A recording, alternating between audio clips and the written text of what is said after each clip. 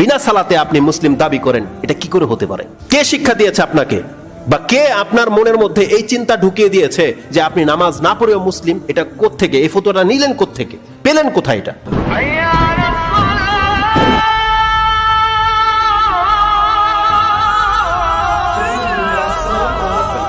আল্লাহ সুবহানাহু ওয়া তাআলার পক্ষ থেকে এটা কেমন বিধান নাজিল করে দেওয়া হয়েছে?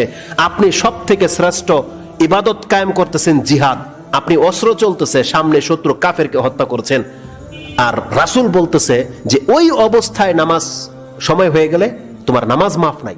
জাহান্নামীদের প্রথম জবাব, তারা বলবে যে আমরা সালাত আদায় করতাম না, এটা ছিল তাদের প্রথম জবাব। তারপরে আসবে তারা এতিমকে খাদ্য দিত না, তারা খেলতামশায় মত্ত থাকতো, কিয়ামত হবে, তারা এটা কোনোদিন ভাবতো না। আজকে যারা নামাজ পড়েন না, আপনি ওই সিচুয়েশনে আছেন, যদিও মুখে বলেন আপনি যে কিয়ামত হবে, পরকাল হবে, কিন্তু এটা আপনার অন্তরের বিশ্বাস নয়।